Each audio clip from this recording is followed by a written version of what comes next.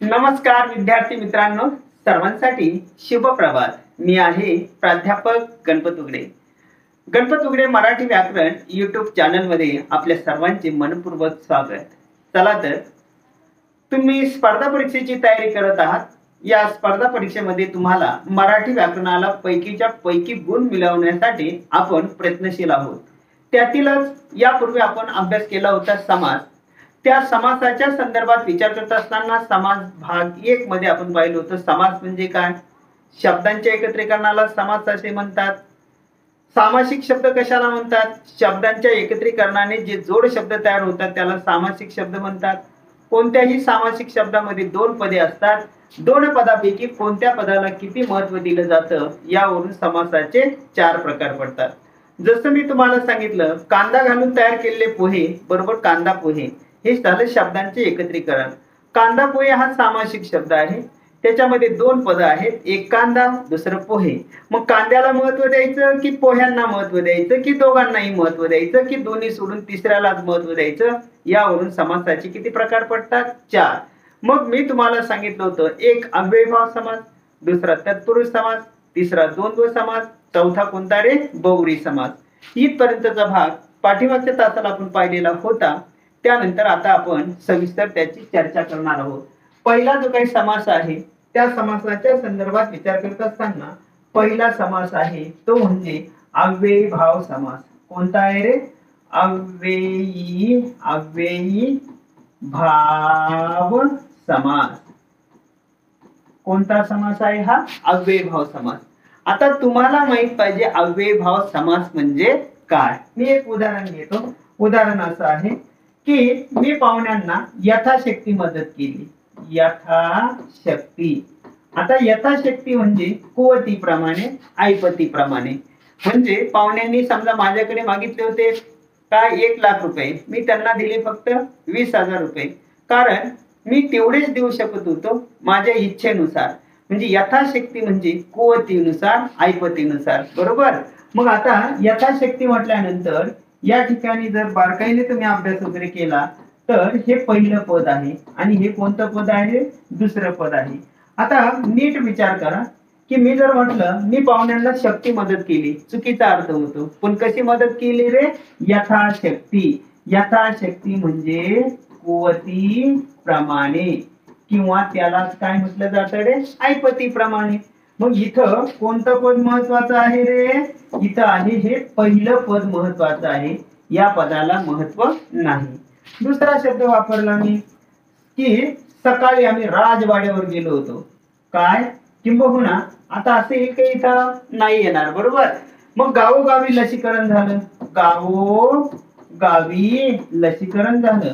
आता गावोगावी म्हटल्यानंतर, गावी म्हटल्यानंतर फक्त एकाच गावामध्ये होईल, परंतु इथं गावी गावी याचा अर्थ प्रत्येक गावी असं होईल। मग हे पहिलं पद आहे गाव आणि हे कोणतं पद आहे, दुसरं पद आहे।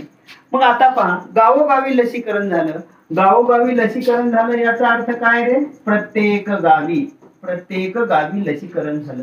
मी जर म्हटलं वर्गात गैरहजर विद्यार्थ्यांना शिक्षा होते, कोणाला शिक्षा होते रे वर्गामध्ये, वर्गामध्ये कोणाला शिक्षा होते, गैरहजर। आता पहा बरं का शब्द कसा आहे, गैरहजर विद्यार्थ्यांना शिक्षा होते। आता गैरहजर म्हणजे हजर नसलेला, हे कोणतं पद आहे, पहिलं पद आहे। हे कोणतं पद आहे, दुसरं पद आहे। आता वाचा बरं, वर्गात हजर विद्यार्थ्यांना शिक्षा होते, चुकीचा अर्थ होतो। कोणाला शिक्षा होते रे, गैरहजर म्हणजे हजर नसलेला, हजर नसलेला।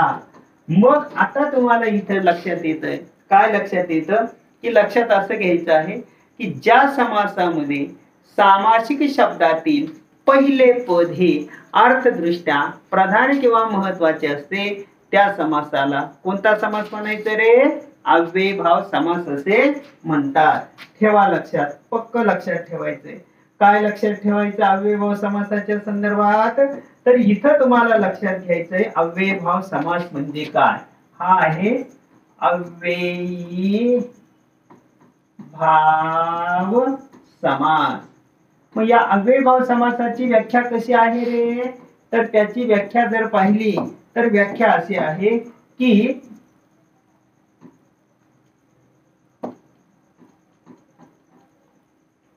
पहा, ज्या समासामध्ये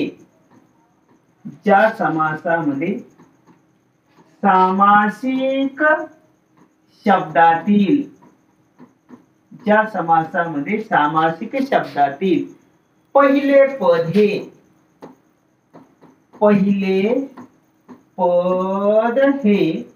अर्थदृष्ट्या प्रधान, ज्या समासामध्ये सामासिक शब्दातील पहिले पद हे अर्थदृष्ट्या प्रधान किंवा महत्वाचे असते, तो जो समास आहे त्या समासाला कोणता समास म्हणायचा रे तुम्हाला? अव्ययभाव समास असे म्हणतात. लक्षात येतंय ना?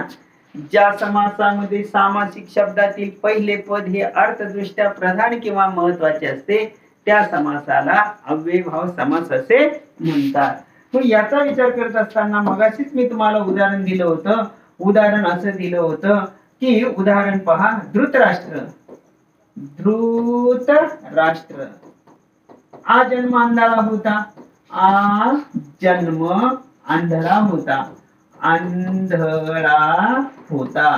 धृतराष्ट्र कसा होता रे? आ जन्म आंधळा होता म्हणजे कसा रे? जन्मापासून. कसा होता तो? जन्मापासून आंधळा होता. आता जन्मापासून आंधळा होता म्हणजे इथं आ जन्म हे पहिलं पद आहे आणि हे दुसरं पद आहे. इथं पहिलं पद महत्वाचं आहे. आ जन्म म्हणजे जन्मापासून. आता परफेक्ट लक्षात ठेवायचं आहे. काय लक्षात ठेवायचंय? ज्या समासामध्ये सामासिक शब्दातील पहिले पद हे अर्थदृष्ट्या प्रधान किंवा महत्वाचे असते त्या समासाला अव्ययभाव समास असे म्हणतात. आता हा जो काही अव्ययभाव समास आहे या अव्ययभाव समासाच्या संदर्भात आपल्याला विचार करायचा आहे. मग हा विचार करत असताना या अव्ययभाव समासामध्ये प्रामुख्याने तुम्हाला या दोन गोष्टी इथं लक्षात घ्यायच्या आहेत. आता दोन गोष्टी कोणत्या आहेत? तर दोन गोष्टींचा विचार करत असताना दोन गोष्टी कोणत्या आहेत? तर त्यामध्ये शब्दांचे काही प्रकार आहे. इथं काय आहे? शब्द प्रकार. आता इथं अव्ययभाव समास शब्द प्रकार. मग या शब्द प्रकाराचा विचार करत असताना या शब्द प्रकारामध्ये किती प्रकार आहे रे? तर शब्द प्रकाराचा विचार करत असताना हे तीन प्रकार आहे. एक आहे संस्कृत उपसर्ग. काय आहे रे? संस्कृत उपसर्ग. दुसरा जो प्रकार वगैरे आहे त्या दुसऱ्या प्रकाराचा विचार करत असताना त्याला काय म्हणायचं आहे? त्याला म्हणायचं फारसी उपसर्ग. आणि त्यानंतरचा दुसरा जो काही भाग वगैरे आहे तिसऱ्या भागाचा विचार जर केला तर त्याला म्हणायचं कोणता आहे तिसरा भाग? मराठी शब्द दुरुक्ती. आता दुरुक्ती का मतलब क्या होता है? दुरुक्ती म्हणजे दोनदा येणं. मराठी शब्द दुरुक्ती. लक्षात ठेवा. पहिला प्रकार कोणता आहे रे? मराठी शब्द दुरुक्ती. आता दुरुक्ती म्हणजे दोनदा येणं. दुरुक्ती. आता हे कसं रे? कसं? तर याच्या उत्तराचा जर विचार वगैरे केला तर हा विचार करत असताना इथं पहा मी काही शब्द लिहितो. शब्द असे आहे आ यथा प्रति. इथं काय आहे रे? दर, हर, गैर, बे, बिन. ओके. आता इथं जर पाहिलं तुम्ही तर इथं विचार करा. मी जर म्हटलं गांधीजींनी आमरण उपोषण पत्करले. आमरण म्हणजे कसं रे? मरेपर्यंत. यथाशक्ती कुवतीनुसार, ऐपतीनुसार. नंतर प्रतिदिनी याने प्रत्येक दिवशी. म्हणजे सामासिक शब्दामध्ये हे जे काही पहिलं पद वगैरे आहे हे पहिलं पद अर्थदृष्ट्या कसं आहे रे? प्रधान किंवा महत्वाचं आहे.